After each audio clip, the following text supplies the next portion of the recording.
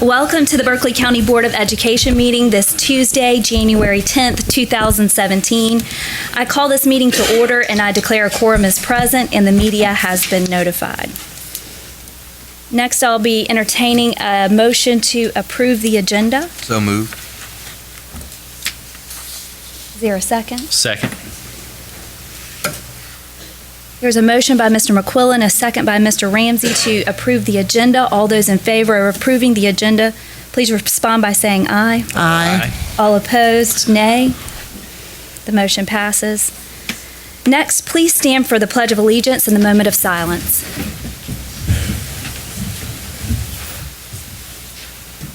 I pledge allegiance to the flag of the United States of America and to the republic for which it stands, one nation, under God, indivisible, with liberty and justice for all.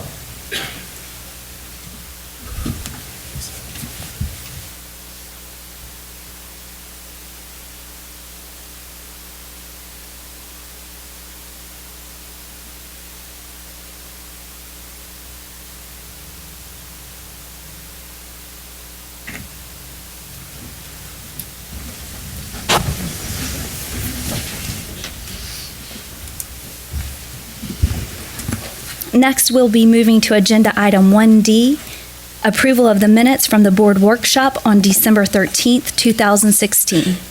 Is there a motion? Madam Chairman, so moved. Second.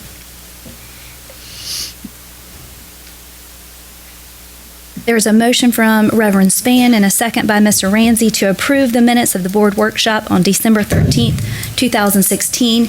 Is there any discussion? Seeing none, all those in favor of approving the minutes, please respond by saying aye. Aye. All opposed, nay. The minutes for the board workshop are approved.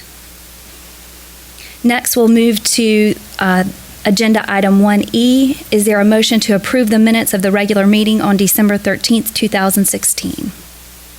Madam Chairman, I so move. Second. There is a motion by Ms. Conder, a second by Reverend Spann to approve the minutes of the regular meeting on December 13th, 2016. Is there any discussion? Seeing none, all those in favor of approving the minutes, please respond by saying aye. Aye. All opposed, nay. The minutes are approved. Next, we'll move on to Legacy Builders and our special recognition. Mr. Porter. Thank you, Madam Chair, board members, Superintendent Blackburn, assembled guests. For some reason, I've noticed there's been a lot of talk about football lately. I don't know why. I see some Clemson fans here. Not sure why. Maybe someone will explain that to me later. Yes? Okay. Anyway, closer to home, we have students who have been recognized for their outstanding athletic talents on the gridiron. To introduce us to two outstanding football players making Berkeley County proud is the man with what I think is the coolest title in Berkeley County, the Athletic Czar. Can I get a cool title, Madam Superintendent, please? The District Czar, Mr. Brian Roney, please come introduce us to these two outstanding football players.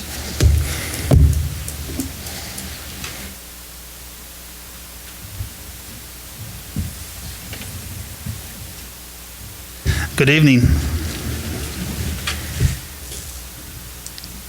Madam Chair, Superintendent Blackburn, members of the board, it is my privilege to recognize two outstanding student athletes, two young men who were selected to represent the state of South Carolina in the Shrine Bowl football game on December 17th.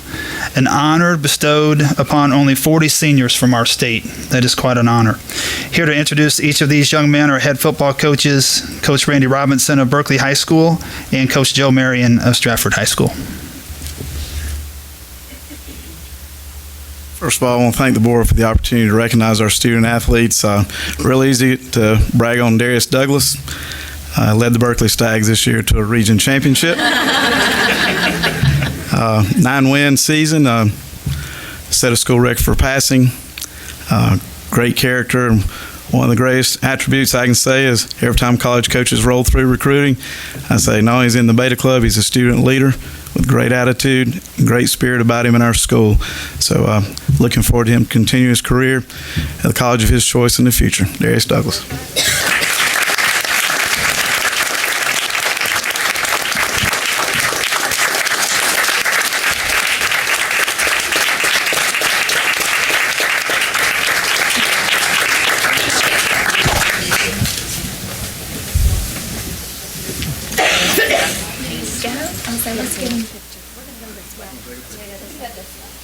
Don't touch the wall. Don't touch the wall.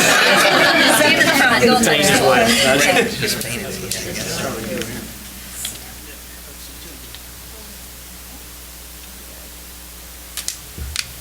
Yeah, parents, if you want to get pictures, you can come over here too and take some.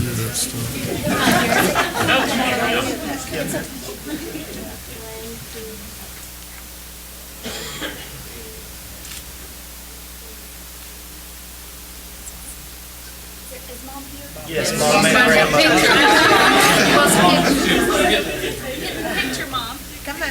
Yeah, y'all jump on in the picture. It's okay. We're here. Just don't. Please.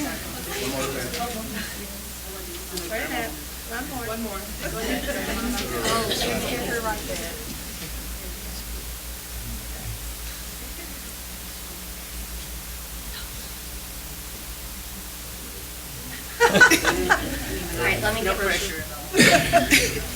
All right, let me get one with mine, and then we'll go together. Just one more. I'm sorry. One, two.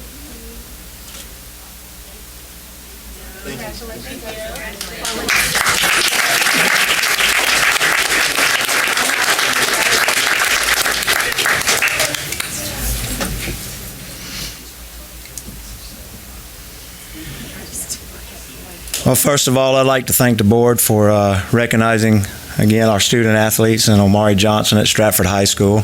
Unfortunately, Omari was not able to be here. He texted me right when I was getting ready to leave and told me he had a family emergency, and I tried to get back in touch with him but wasn't able to. But that's what happened, and appreciate you letting me come down here and accept this on behalf of Omari, and he is very appreciative of the recognition himself. He's just that type of student athlete, and when I say student athlete, I truly mean a student athlete. He's very good on the field and also in the classroom. He has already committed to Wofford College, which you know is not an easy college to get into, and he will be going into Wofford College with already some college credits starting off. So I know that he is very appreciative of it, and the basically the thing to say about Omari is he's just basically a good person all around. Thank you.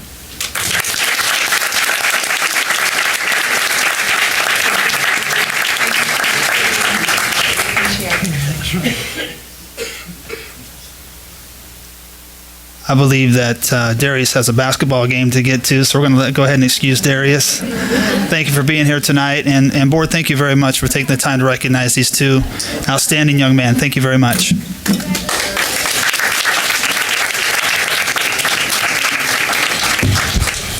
For our next recognition, I think we will acknowledge that the 21st century public education is far different than when many of us were in the classroom.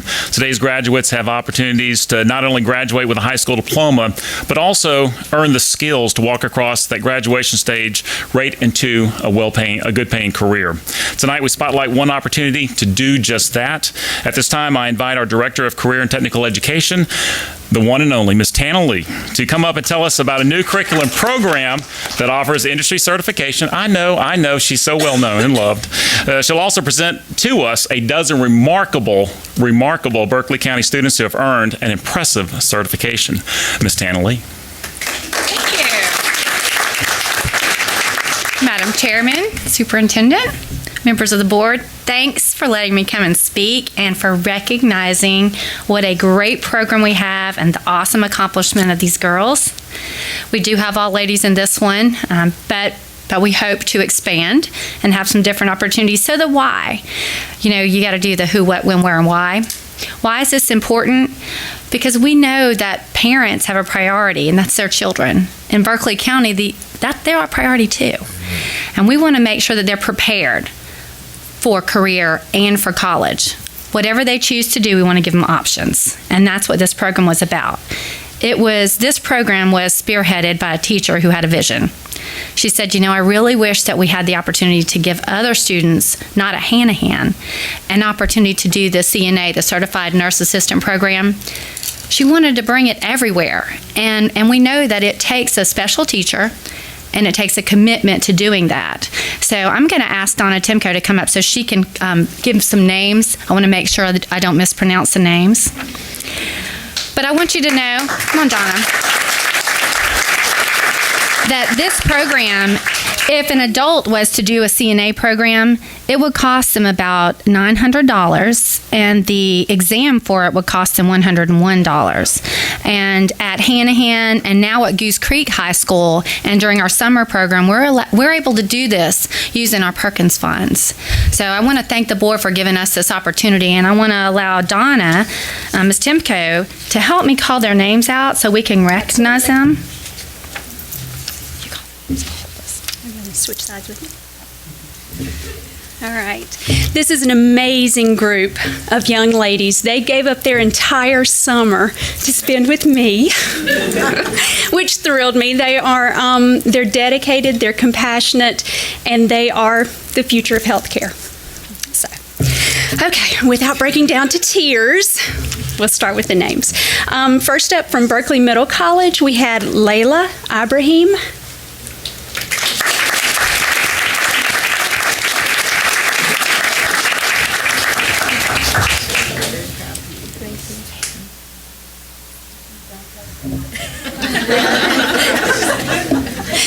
Also from Berkeley Middle College, Rukaya Narudin.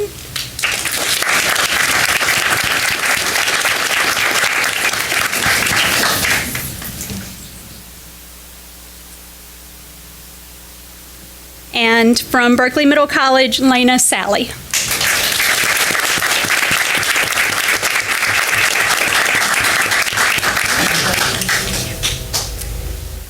Then from Cane Bay, we had Julissa Alarcon.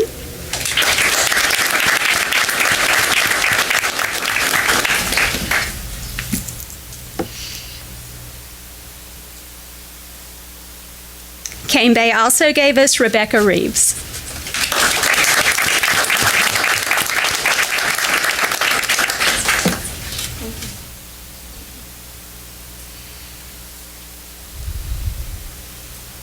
From Goose Creek High School, Brittany Du Bois.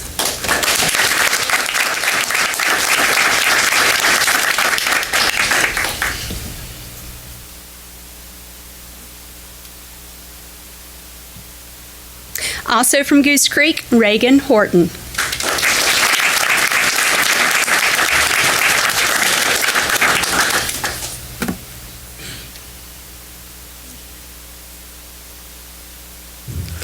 From Hanahan High, Emily Ross.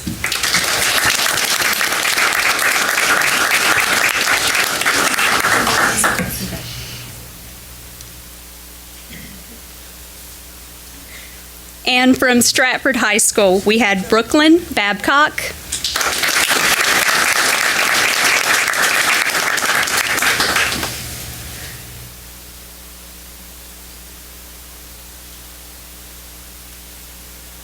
And last but not least, also from Stratford, Alejandra Lazo.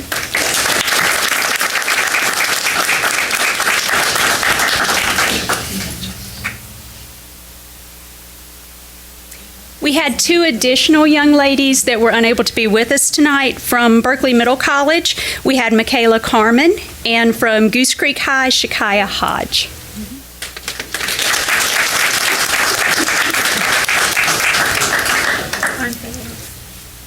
We want to be sure that everyone knows that when our teachers do something special, like giving up their summer, that we do appreciate what they do. This is special for us, and we appreciate everything you do, Donna. Thank you.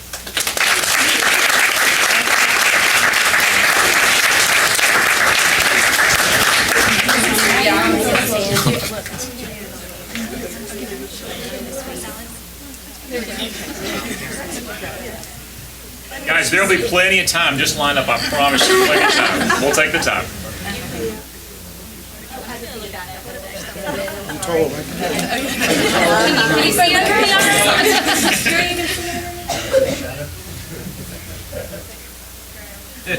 Mr. Davis. They don't want you in the picture. All right, everybody look right here. 1, 2, 3. One more. Yeah, that's a good one.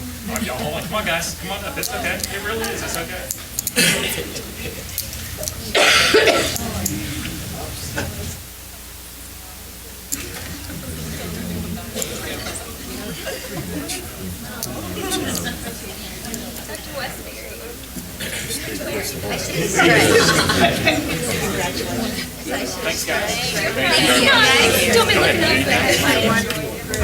Parents, on a side note, I'd like to say thank you to you as well. Your support and encouragement of your children goes way beyond when you can give up or encourage them to give up their summers. That's very special to us, and it shows that you have a commitment to your children and their future. Thank you.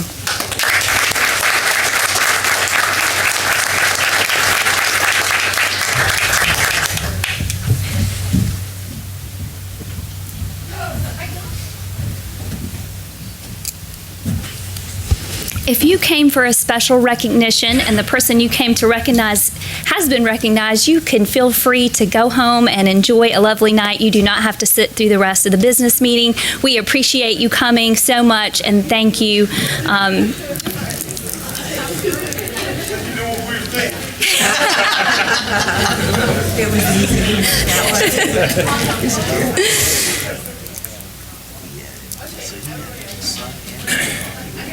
Oh, wow.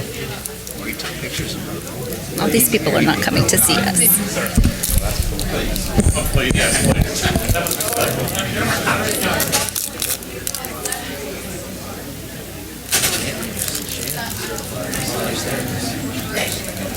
Is she? I didn't know that. I thought she was a cosmetologist. Get this information.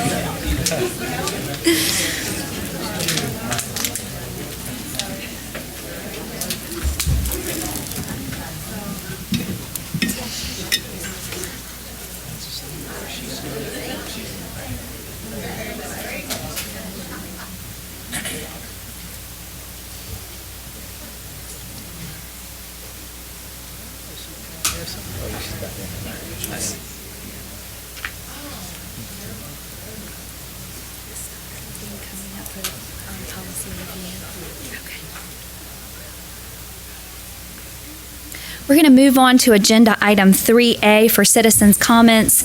There were no citizen comments submitted tonight. So we will move on to agenda item 4A, the Deputy Superintendent, a comprehensive board policy review. Mr. Franchini. Good evening, Madam Chair, Ms. Blackburn, members of the board. The Berkeley County School District Policy Manual last had a complete review during the 2010-2011 school year, and it was a 12-month process. The administration utilized the attorneys at that time, Childs and Halligan, in the process, and a total of 84 policies were revised and 30 were deleted. In order to review and revise the policy manual again, the administration foresees this to be a process that will take at least 12 months and more than likely 18 months would be more realistic. In addition to reviewing each policy, the school district needs to recode all policies to be in line with all other school districts in the state, and then also with the National School Boards Association coding. So that number that's in the top right-hand corner, we are out of compliance. And currently, we are the only school district in the state that is not in compliance. The administration feels that there are three options that the board can take to accomplish the task of revising and recoding the policy manual, and they are: we can contract with the South Carolina School Boards Association to complete the task. They would do this work over 18 months. They are used to doing this and do this for have done this and continue to do it for several school districts in the state. There is a cost of $18,000, and a copy of their proposal has been sent to you on Friday. Or the board can appoint a committee of board members and district staff to review each policy in consultation with the board attorney. The committee would make recommendations to the full board for action, and this will require a commitment of time outside of regular board meetings for the district staff and board members as well. Or the board could instruct district staff in consultation with the board attorney to review each policy and make recommendations to the full board for action. This process would also may require additional time outside of the regular workday.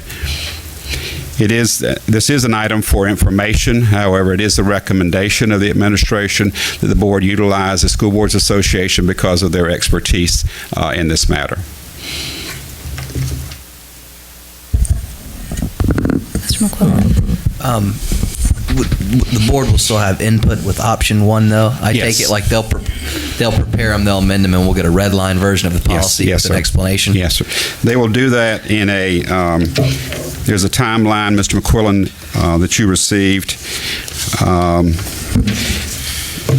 that in the first 3 months, they will do sections A and B.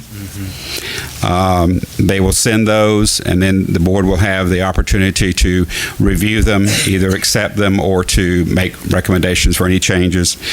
The next 6 months will take sections C, D, and F, C, D, E, and F, and just for your information, A and B are school district organization, school board operations. C is general school administration, D is fiscal management, E is business management, and F is facility expansion program. And then over the next 9 months will be Section G, which is personnel, which is one of our larger sections. Within the 12-month period, they will do Section I, the instructional program, also one of our largest sections. J will be next, which is students. And then they will do K and L, general public relations and organizational relations. This would eliminate option one eliminates the need for consultation with an attorney that's required in 2 and 3, which could well exceed $18,000. That's my thought, yes, sir. Okay. And the School Boards Association's attorney, Dr. Tiffany Richardson, who, by the way, is a graduate of Stratford High School, would be one of the ones working on this. So there would be an attorney that would be working on it. But it would be from the School Boards Association. And then we can give input as needed. If there's a specific policy that requires attention. Yes. We can work on that. Yeah, seems to make sense to go with number one to me. We can bring this back then to the next meeting for an action item. Action item. Yes, That would be excellent. And if you have any questions in the meantime, feel free to let Ms. Blackburn know, and I'll try to answer them for you. If you have any other questions, I'm sorry.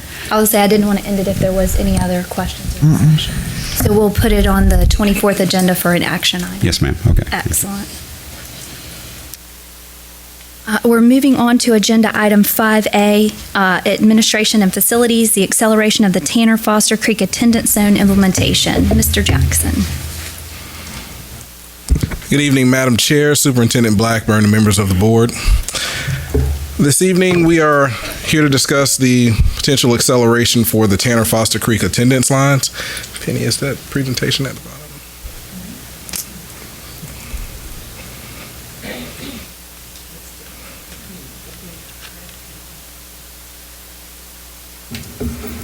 I'm here. Which one? There are like 2 of them.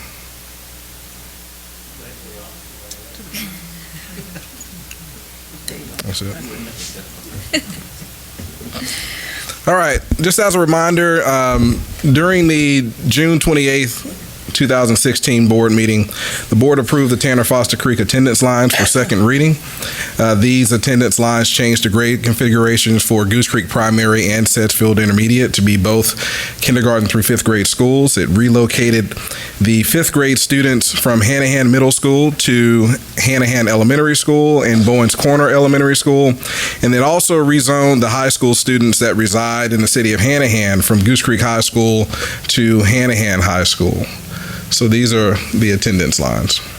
The students in question live in the following subdivisions, and we'll zoom up a little bit on those attendance lines. And the area that we're talking about discussing tonight is over here where the pointer is.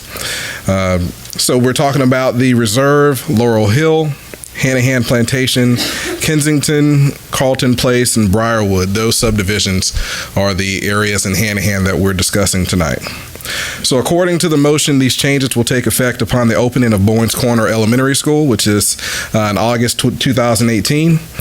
During the course of the Moving Berkeley Forward presentations, the administration received some interest from community members about the possible acceleration of the implementation of those lines for the high school students that reside in the city of Hanahan but attend Goose Creek High School.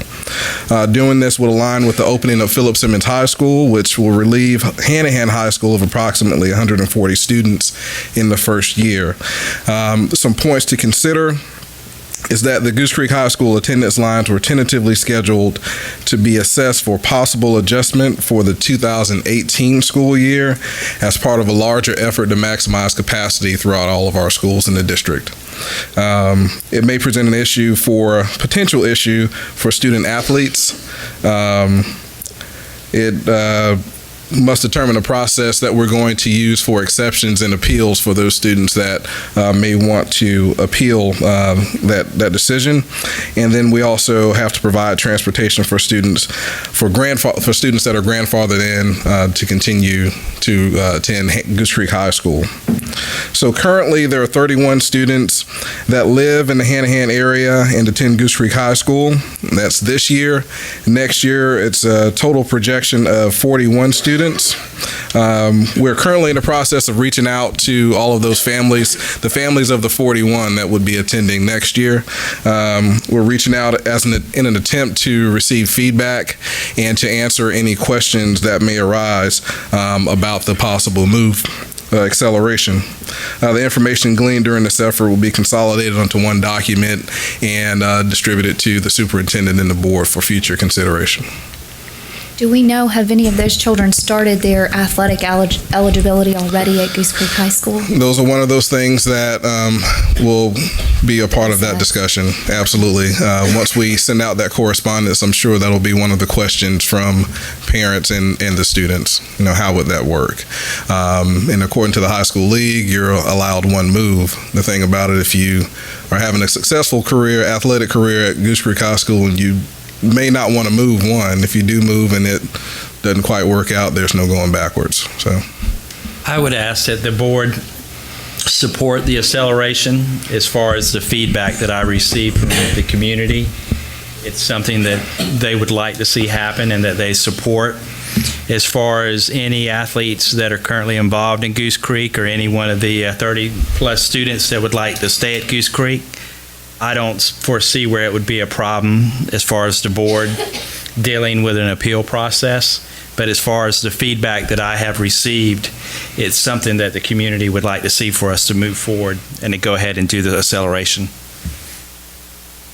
I would like the kids to have that have already started attending Goose Creek to have a choice. If they've already established, not just the athletes, but if you've established in whatever friend group, beta club, whatever thing, if you want to stay there, I would hate to disrupt such a small group of people, but I would love to give the option for people who want to go back to Hanahan to have that option available to them. And I think that's the full intent. It's just pretty much. Yes, ma'am. Those families have been identified, specifically identified, and we're reaching out with those efforts. So we will definitely get that information to you once we receive it. What's the timeline that we're looking at to work through this process? Just through the end of the school year, or? We would be bringing an action item to you next week or at the next board meeting. Okay. In the meantime, we would have done the conversations with the parents. I would suggest that the board entertain the idea of allowing those appeals to be addressed at my level instead of you having to hear them, because basically you've said if they want to make a choice, let's let them make a choice. That's an excellent idea. We could handle that administratively. That would be excellent. I'm in agreement. Thank you, sir. Thank you, ma'am. We'll move on to agenda item 6A, which is financial services. Mr. Brantley, Thomas is going to give us wonderful news. I'm not. Larry will. Larry's going to give us wonderful news. But I would like to make a few introductory remarks. Again, the results are a collaborative effort from cabinet all the way through all the administration and staff, not only the district office but at the schools. So I want to thank everybody for that. It is a very positive result, and We've enjoyed our relationship with Green, Finney, and Horton. They help us with a lot of other things, including the procurement and all those sorts of things. So it's been a very good working relationship with our CPAs, and they've gotten us better every year. So we don't do everything perfect, but we're working towards that result. Without further ado, Larry, would you like to play Vanna? Jerome, you want to turn that off?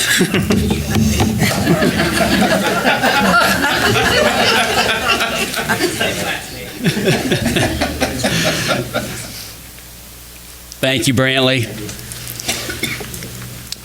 Chairwoman Wofford, Dr. Blackburn, board members, we appreciate the opportunity to be here and to talk a little bit about the last financial year and the results. And as we go through this, please feel free to let us know if you have any questions.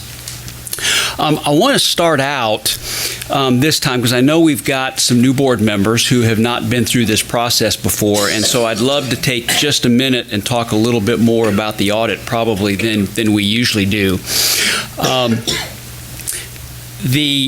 When you look at the financial statements that you actually have, most of what's in those financial statements is actually the responsibility of the school district, and so that's what Mr. Thomas and Jackie and the rest of the staff are really doing day to day, because they're the ones that have set up the procedures and are handling all the transactions day to day. They're the ones that are managing the budget, going through the approval and review process, etc.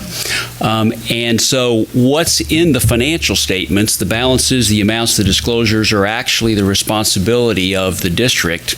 And then what the district asks us to do through the board is to provide our audit services. It's actually a pretty involved process. I'm sure Brantley and Jackie and the rest of them get pretty tired of seeing us because we actually are around quite a bit. We usually come in the springtime, usually April, sometimes May, and spend a couple weeks with a bunch of our staff here. That's when we'll sit down with Dr. Blackburn. We'll usually sit down with the board chair then and just have some discussions. If there's any issues, if there's anything that we need to talk about, we'll work through that. We leave them alone, kind of close out the year, and then we'll come back sometime in the fall and here for quite a while, just doing all kinds of different things, looking at a lot of supporting documentation, etc. The end result of all that, this work that we do is actually the opinion that's in the financial statements. And what that opinion, in essence, says is, are the balances, are the amounts, are the disclosures, all that information in the financial statements, is it fairly stated? Is it materially correct?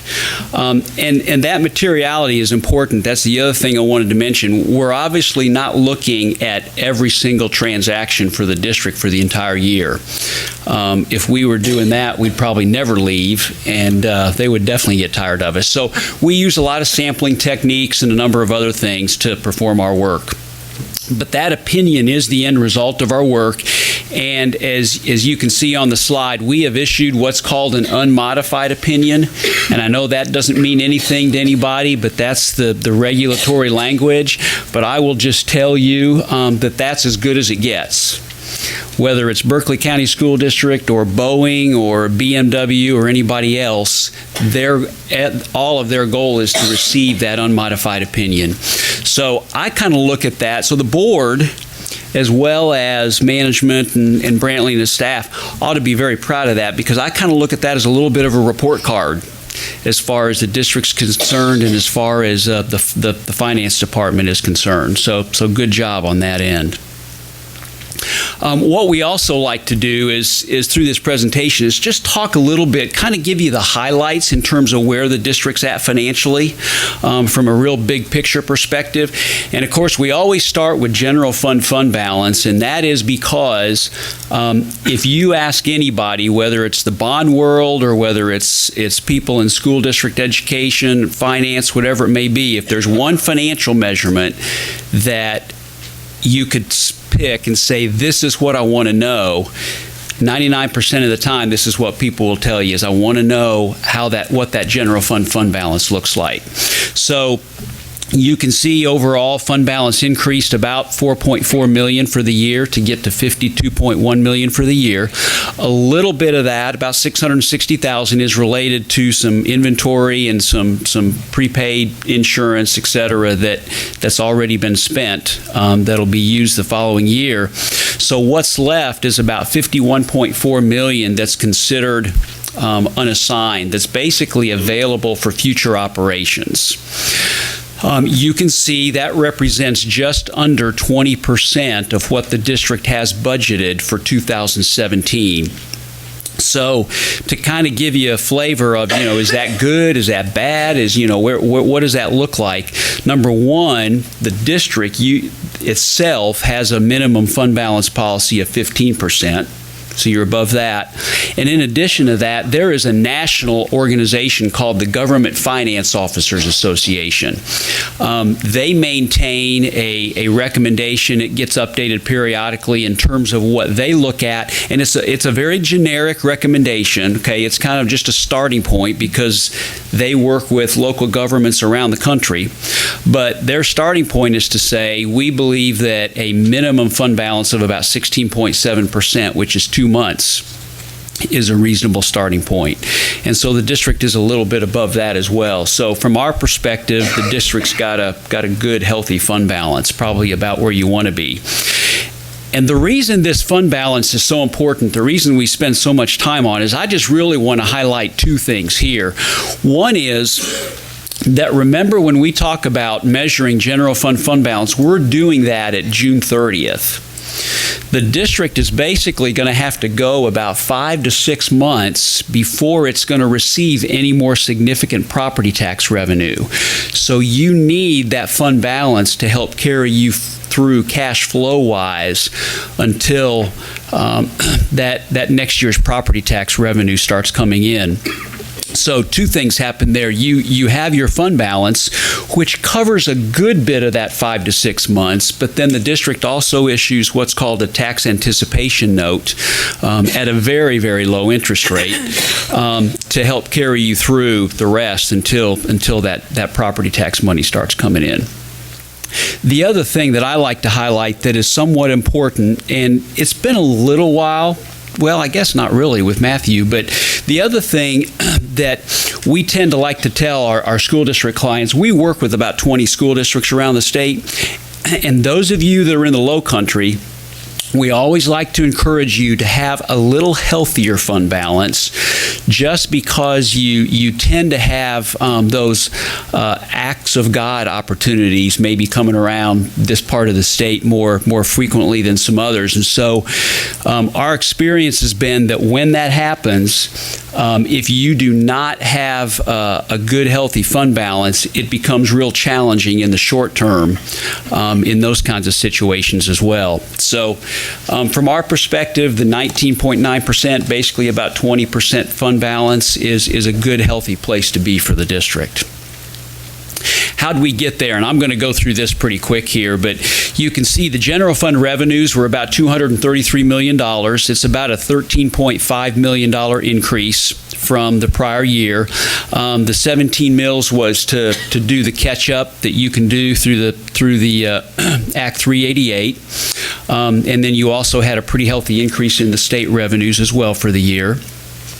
You were about $2.6 million over budget, so you were within 1.1% of what you had budgeted, and you were on the positive side, which is where you want to be on the revenue side of things. And most of that was due to your higher state revenues than what you had budgeted. And then on the general fund expenditure side, you were about $13 million over where you were in the prior year, and you were $1.8 million under what you had budgeted. Again, within 1%, but on the side you want to be on the expenditure side too. So a little bit higher than budget on the revenues, a little bit less on the expenditures, both within about 1.1%. So I think the board has done a very good job, along with management, of managing that budget that you approved for the year. You have a number of other funds in addition to your general fund, and this slide really just kind of gives you the really big picture in terms of all those funds. When you add them all together, what does it look like? $363 million in revenues, $441 million in expenses. And when you first look at those numbers, you go, oh no, what in the world happened? But in reality, what that simply represents is in prior years, you have received debt proceeds, and now you're spending those debt proceeds. So the expenses are going to be higher as you've already received the revenues in prior years. In terms of where you're at, just a couple other items of highlight capital assets. This slide really is just to kind of help remind you, if you've got an awful lot of activity going on now. So you can see that second bullet down there. At June 30th, you had construction in progress of about $107 million, and we hit the highlights of most of those projects. You had another $70 million that you had committed as of June 30th as well. So a lot of capital project activity going on right now. And on the long-term debt side, I'd say the main thing I want to highlight here is if you look at that next to last bullet, one of the opportunities that the district had this year was to refund some GO bonds, and the result of that refunding was exactly what you want to see when you do a refunding, and that is you're going to save about $1.6 million in cash savings over the next several years. So good job on that end as well. We always like to let you know if there are any new governmental accounting standards coming out, just to make you aware of those. I'm going to hit this first one, the GASB 7475, real quickly. It relates to post-employment benefits. Basically, retiree health insurance is what we're talking about there. And just so you know, June 30th, 2018 is the year that has to be implemented by the district. But it's going to require the district to do the same thing with retiree health insurance that you just did last year with the pension obligation. So you're going to have a big liability that's going to show up on your financial statements. But in the end, it's really not your liability. It's still the state's responsibility, but you are now going to be required to show your little portion or share of that. So know that's coming. But the one I think is probably going to be interesting is this GASB 77, this tax abatement disclosures. And just when you think of tax abatements, most of the time what we're going to be talking about is FELOs. Okay, and what this standard is going to require the district to do is in your notes. It's not going to require anything in the financial statements themselves, but in the notes to the financial statements, beginning with this year we're in now, you are going to be asked to disclose how much revenue in this fiscal year did you not receive because of tax abatements. Obviously, that's not information that you yourself have. You're basically relying on the county and on the state in some cases, because they're typically the one that are issuing these FELOs. But you are now going to have to make sure you're communicating well with both the county and the state so that you can get that information from them and then have the disclosure in your notes that says this is how much revenue we did not receive for this fiscal year as a result of the tax abatements. Now, let me mention one thing to you real quickly, because I did a presentation not too long ago at the South Carolina Economic Development Association. And of course, when they hear this, what's the first thing they're thinking about? That's just the bad news. What about the good news? Unfortunately, the standard doesn't really allow you to put anything in the notes related to the good news in terms of, number of new jobs and those kinds of things. But what we're encouraging all our clients to do is in the narrative in the front of the financial statements, there is a section entitled Management's Discussion and Analysis. And one of the sections in there is basically talking about economic information. And that would be a great place for the district to be able to say, okay, we're missing out on this revenue. Just so you know, here's the result of these FELOs and tax abatements. Here's the results of what we've seen from that. So there are opportunities to do that. It's just not going along with the actual note disclosure itself. So that's going to be some interesting information.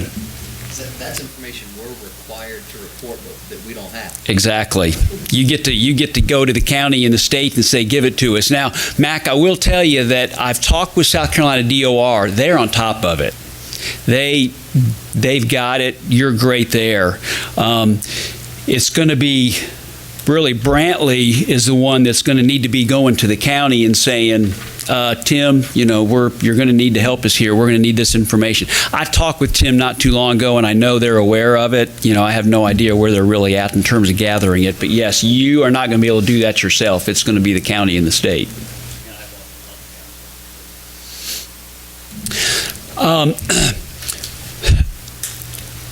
In addition to the regular audit, we also, because the district receives a significant amount of federal revenue, the federal government actually asks us to also select certain programs, federal programs of the district, and look at the district's compliance with those programs. The federal government lays out the procedures they want us to perform, what they want us to do.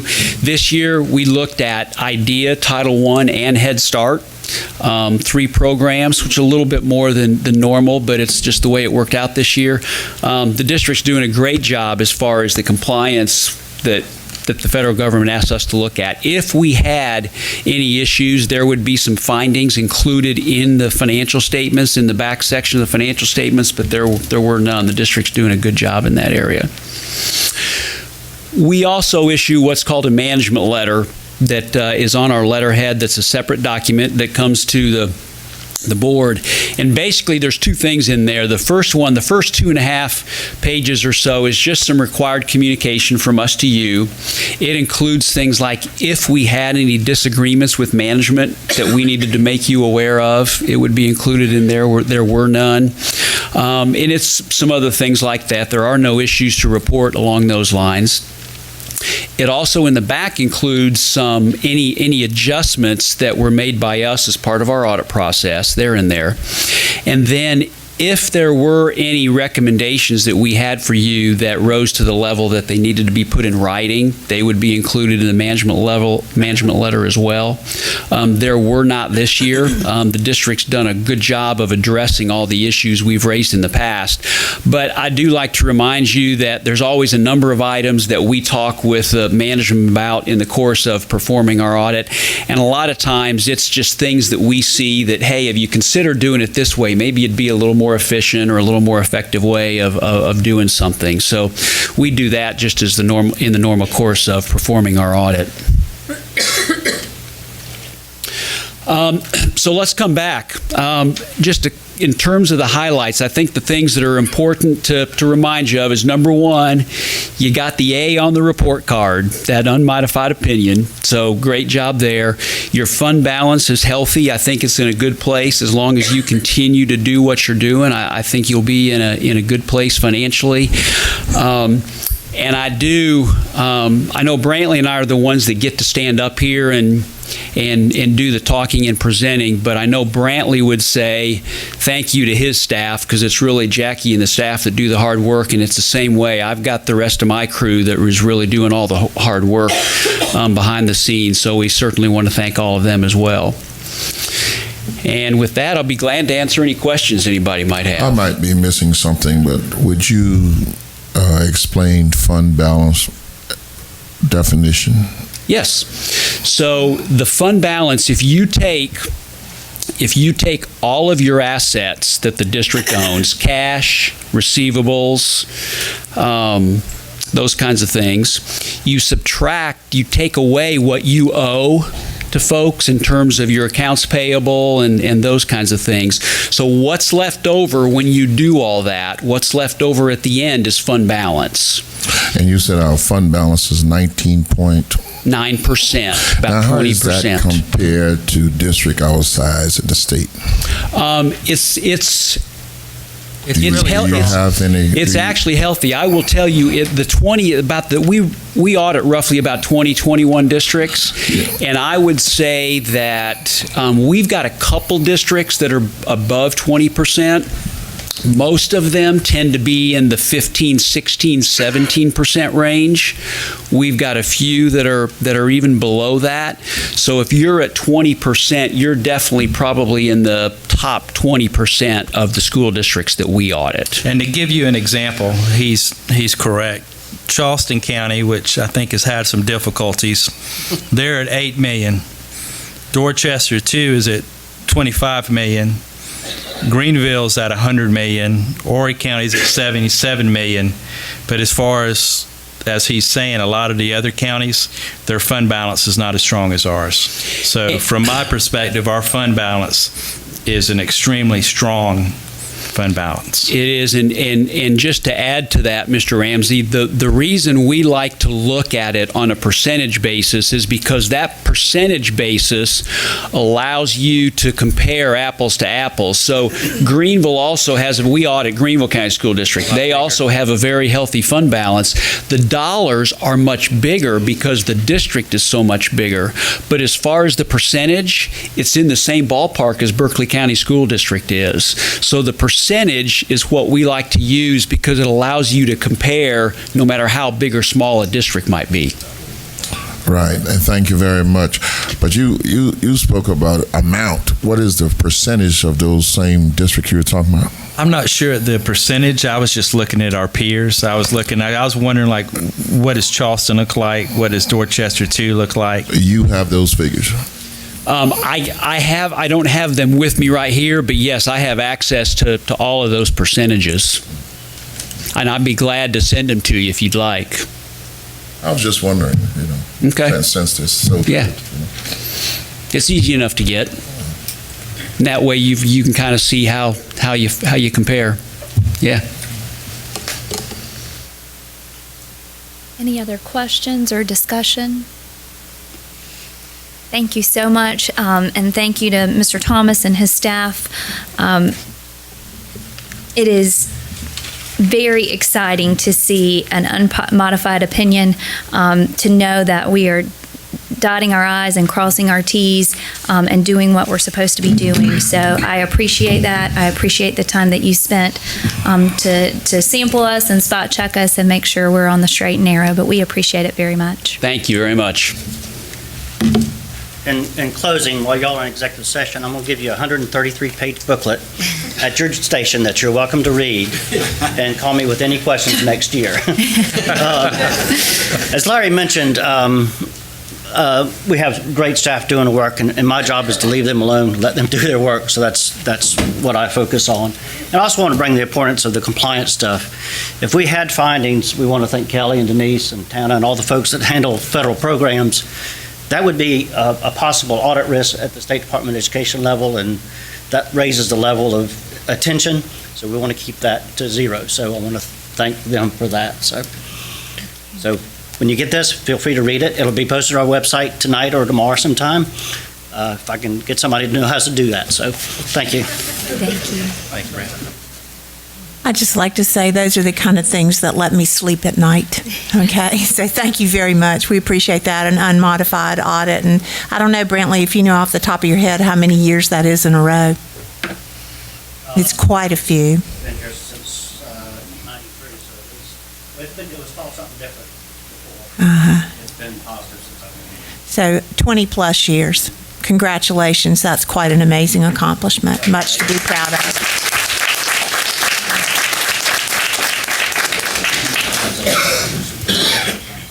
Next, we're going to move on to Agenda Item 7A under Human Resources, the first reading of Policy JH, Student Activities for Revision. Madam Chair, I make a motion to approve. Mr. Ramsey, No, we're not going to yet. hear from Dr. Levine, and then we'll move on to discussion. So, That's okay. I'm with you, Mr. Ramsey. We just need to move it along, right? Yeah, we got to get it. That's why I called the question. I was going to say, I'm very excited. Go ahead. Well, good evening, Madam Chair, Superintendent Blackburn, members of the board. I received a recommendation from board members to revise a section of policy JH as it relates to interscholastic activities. So at this time, it is the recommendation of the administration that the board approves the first reading of revisions to policy JH, student activities, as presented in Agenda Item 7A. Madam Chair, I make a motion to approve the first reading of Policy JH, Student Activities for Revision. Second. All right. So is there any discussion on Policy JH? I'd like to start off by saying This is something that's close to my heart. I've always felt that it was the responsibility and obligation of the principal to name volunteers in their school and not to prohibit any particular kind of volunteer, but to let that principal make that decision for what's best for their students, what's best for their community, and what's best for their school. So the edits directly relate to 3 sentences that prohibited parents from being able to volunteer.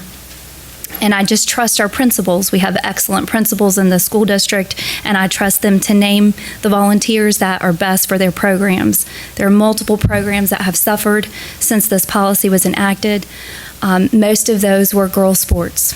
And so I want those programs back, and I want the support for our schools, whether they're parents or grandparents or just dedicated volunteers. So I want that responsibility to go back to the principal and not prohibit any particular kind of volunteer.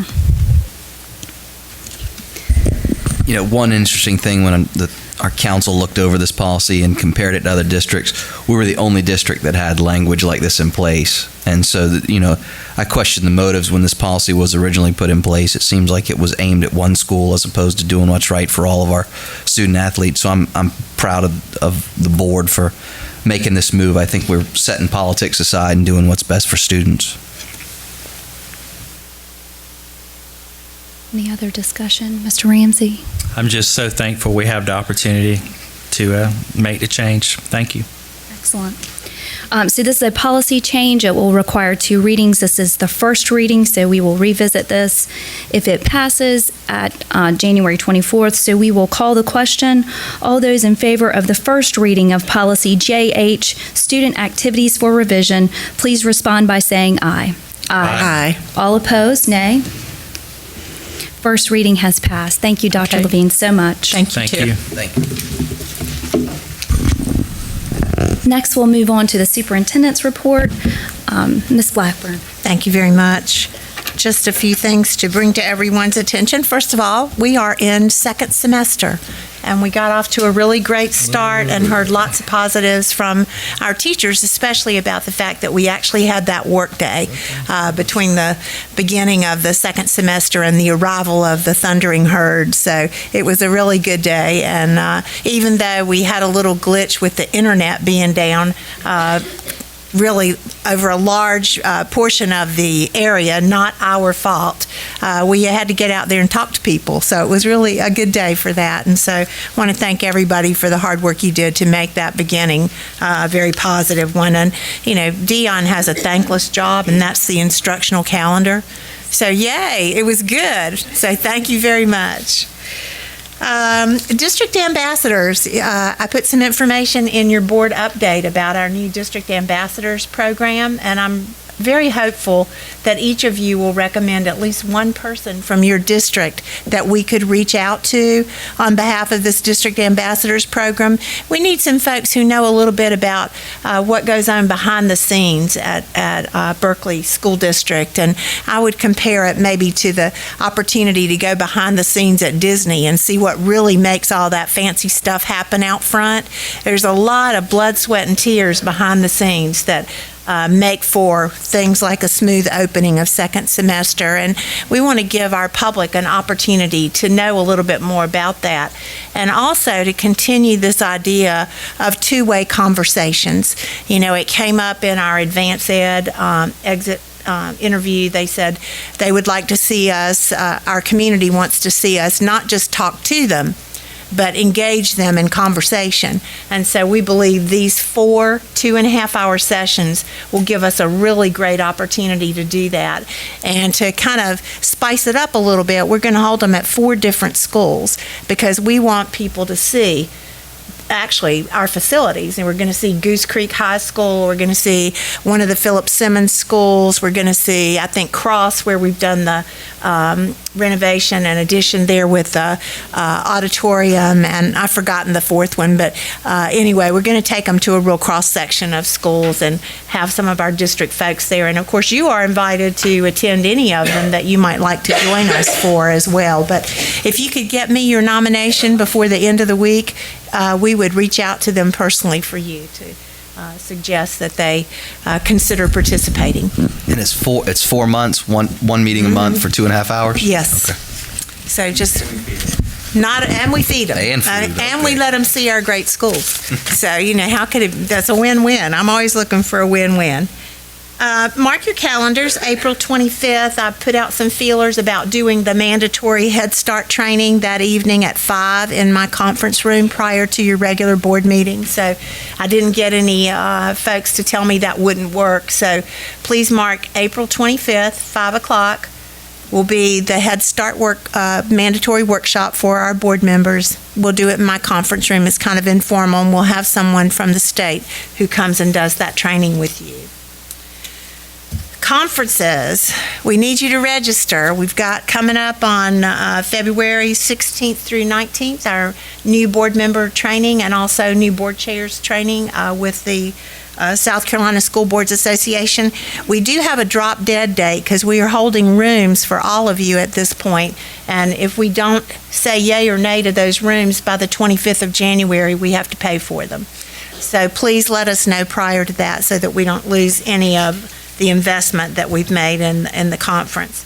Also, some of you may be interested in National School Boards Association. It gives you a broader view of some of the things that are going on nationwide as far as hot topics in schools and for school boards and your leadership position. And that's going to be in Denver, and it's March 25th through 27th. So take a look at your calendars and see if your schedule might allow you possibly to attend that and represent Berkeley School District. Finally, you have on your desk tonight an invitation to a very special event. I missed it last year, and I understand it's standing room only. It is our middle school spelling bee, and it is on the 19th of January at 6 o'clock at the Berkeley High School auditorium, and I understand it's a pretty fun event and lots of enthusiasm from the kids and from the parents as well. So, hope you will be able to join us. And that's my report. We'll move on to the board chair report.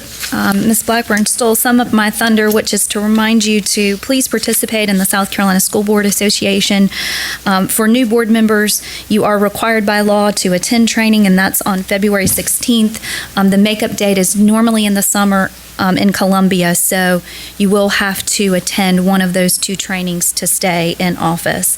Also, I'd like to strongly encourage everyone to contact Ms. Blackburn back if she's reached out to you to schedule your one-on-one time. It's very important to build relationships, give direction, and help her to understand what interests you, why you're on the board, and help bring that dialogue. So I'd encourage everybody to please prioritize and make time to meet with Ms. Blackburn. It's very valuable to be in a relaxed setting, be one-on-one, and get that relationship. So that's very important.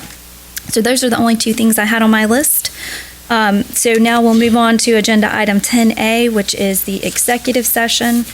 And I just clicked off of it. Let me name the reasons why. We'll be entering into executive session for receipt of legal advice, discussion of pending employment matters, the settlement of a legal claim, negotiation of contract agreement, 1 student attendance appeal, 3 student expulsion appeals. Is there a motion to enter into executive session? I made the motion. Second. Is there any discussion? All right, there's a motion to move into executive session for the previously stated items: legal advice, pending employment matters, settlement of a legal claim, negotiations of contractual agreement, 1 student attendance appeal, and 3 student expulsion appeals. All those in favor, please respond by saying aye. Aye. All opposed, nay. We are in executive session.